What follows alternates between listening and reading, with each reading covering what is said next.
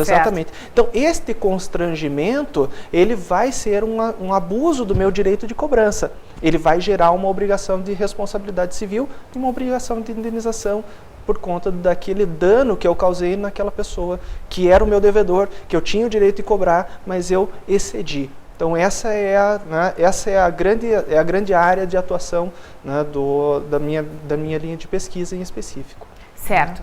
Daniele, e a sua, a partir da responsabilidade civil? Nós temos só alguns minutinhos para fechar esse primeiro bloco, então eu gostaria que você nos pontuasse bem objetivamente, para que a gente já possa fazer a leitura da primeira questão norteadora. Bom, eu verticalizo a discussão da responsabilidade civil no tocante à propriedade, ao direito de propriedade e o uso dos bens. Então, eu trabalho com uma ponte, né, uma ligação entre a responsabilidade do Estado, de estabelecer quais são as regras, as normas gerais para que os estabelecimentos, para que as propriedades elas sejam aproveitadas, e a responsabilidade nos casos em que isso não acontece. Certo. Bem, então vamos deixar com o nosso público a primeira questão norteadora, que evidentemente tem a ver com a tragédia ocorrida em Santa Maria, que está aí na grande mídia há uma semana, e para tanto nós vamos relacioná-la com o tema do programa de hoje, que é a responsabilidade civil. De que forma o trágico acidente ocorrido em Santa Maria, que ocasionou a morte de mais de 200 pessoas, pode ser compreendido no âmbito da responsabilidade civil? Os nossos convidados vão dialogar sobre a mesma no segundo bloco. Acompanhe conosco, já voltamos.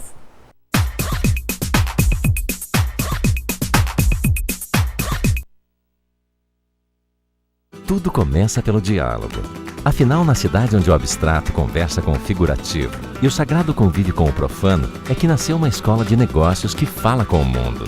A ESAD, a melhor escola de negócios da Europa, se uniu à FI Business School para trazer para o Brasil o AMP, Advanced Managing Program, o programa de direção geral voltado a executivos que querem dominar a língua do sucesso. ESAD, o diálogo profissional e o acadêmico no mais alto nível.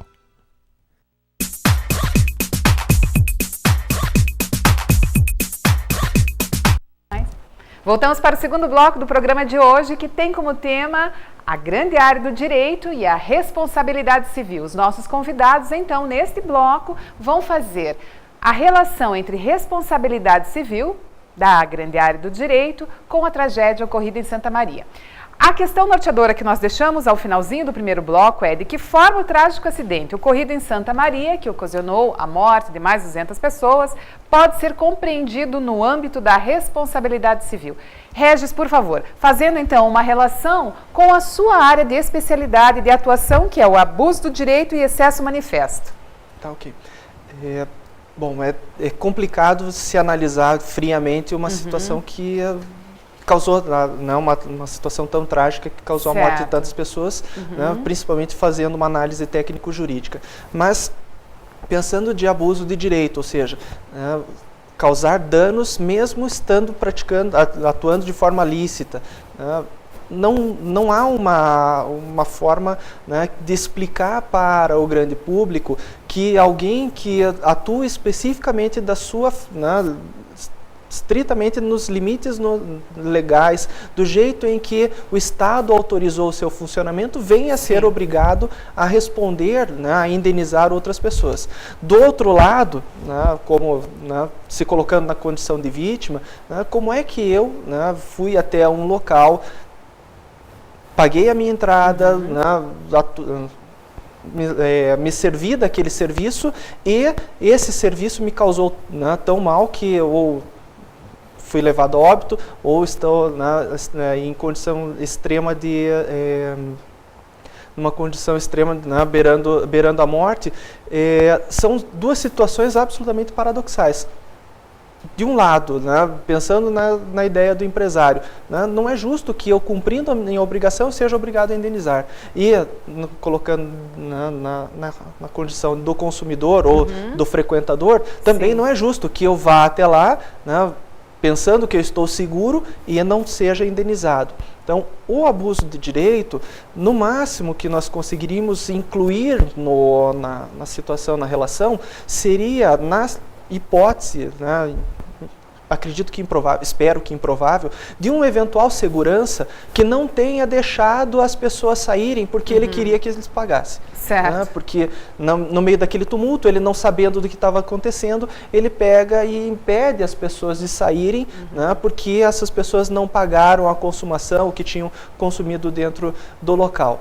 Nessa situação, obviamente, nós temos uma situação que a princípio seria lícita, seria legal ele obrigar a pagar, mas a condição de as pessoas terem que sair urgentemente por ser um caso fortuito, uma força maior, elas obrigatoriamente teriam que sair sem pagar.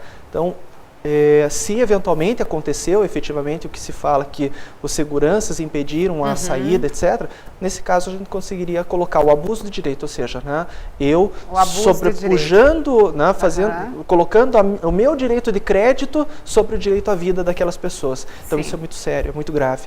Né? Então nesse caso, obviamente, teria a responsabilidade daquele estabelecimento, sim.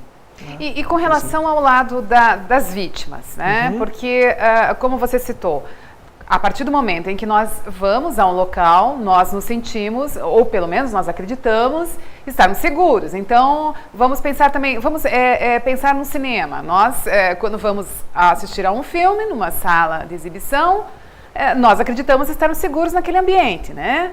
Que as saídas de emergência realmente abram a porta pelo lado de fora, que nós consigamos nos livrar numa situação emergencial em que nós estamos seguros.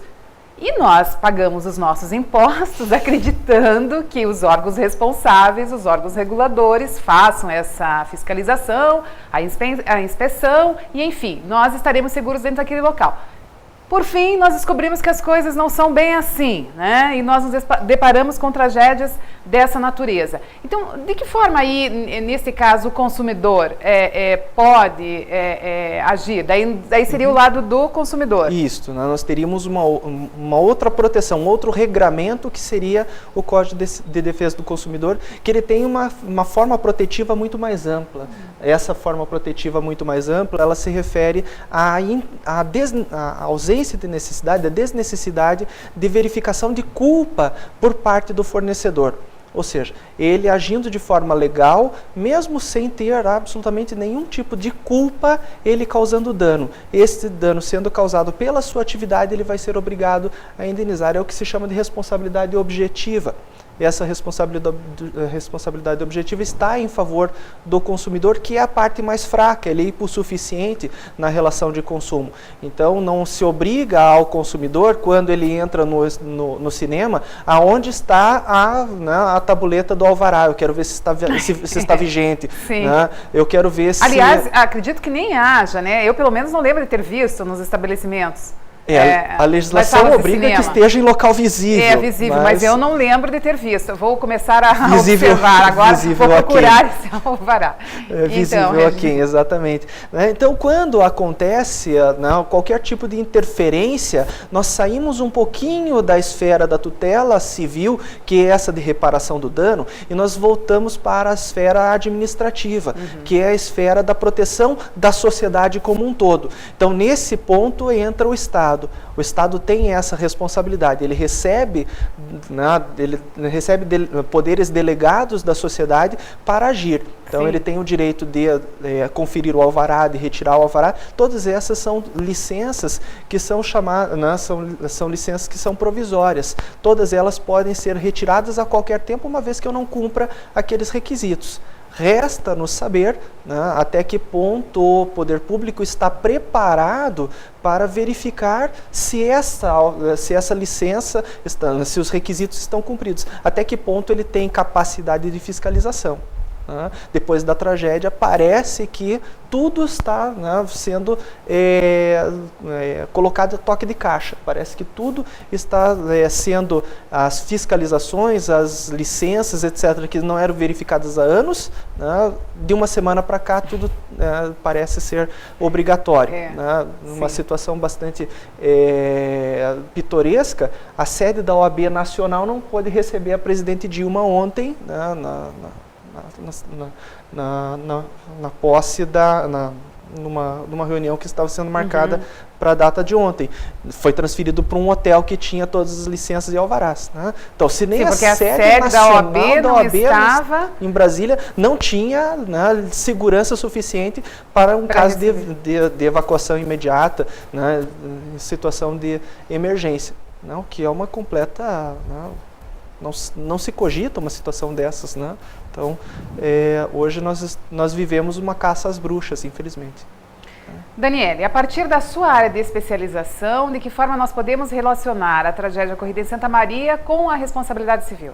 Certo, eu acho que um ponto importante é que a dor, ela no direito, né, ela sofre o limite que é somente de uma compensação, ou seja, o direito não consegue trazer, né, as famílias das vítimas, não consegue recuperar os sentimentos. Então, é claro que a gente vai trabalhar com alguma coisa que está muito aquém daquilo que aqueles que são vítimas, né, de uma tragédia como essa gostariam. Então, o direito tem os seus limites também, né, e os seus agentes.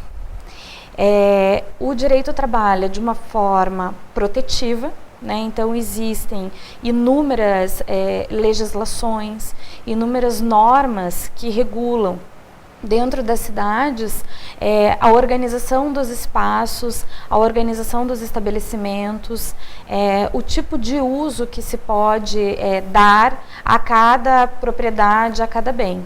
E é por isso que nós temos nas cidades uma legislação que nós chamamos de Lei de Desocupação do Solo, ou Lei de Zoneamento, que eu diria que é a primeira legislação protetiva em relação a isso. Qual é a ideia? Que a Lei de Zoneamento nos diga em que lugares da cidade a organização de determinadas atividades comerciais, industriais, ela não colide com outras atividades que tenham necessidade de silêncio, como é o caso de hospitais, de escolas. Então, a ideia é que essa legislação protetiva ela já organize a cidade de modo a receber em cada espaço aqueles empreendimentos, aqueles estabelecimentos em que há suporte naquela área para que eles recebam e que isso não gere prejuízos, danos a terceiros. Sim. Então essa é uma primeira forma de proteção. Ainda todos os municípios, ou quase todos os municípios brasileiros, têm duas legislações que às vezes ficam um pouco esquecidas, um pouco de lado, mas que são fundamentais, que é o Código de Obras e Edificações nos municípios e os Códigos de Posturas. Os Códigos de Obras e Edificações, eles tratam dos limites, dos parâmetros, dos critérios para as construções. Então, o Código de Obras, ele é fundamental para que o poder público realize essa fiscalização. Então, a fiscalização do poder público, ela se dá não indiscriminadamente, mas ela se dá a partir dessa legislação. Aquilo que determina a legislação é o que é fiscalizado. Então, o Código de Obras vai determinar que em estabelecimentos em que haja aglomeração de pessoas, que nesses estabelecimentos se exijam requisitos de segurança, né, para que as pessoas, enfim, possam melhor aproveitar aquele lugar. Aqui a gente tem duas responsabilidades, a responsabilidade do poder público pela fiscalização desses empreendimentos, né, e a responsabilidade dos proprietários, dos empresários, então, que tem o dever de cumprir não aquilo simplesmente que o poder público diz, mas aquilo que a legislação determina. Então, essa legislação ela é construída com base em requisitos de segurança, né, requisitos protetivos. Essa é a ideia principal.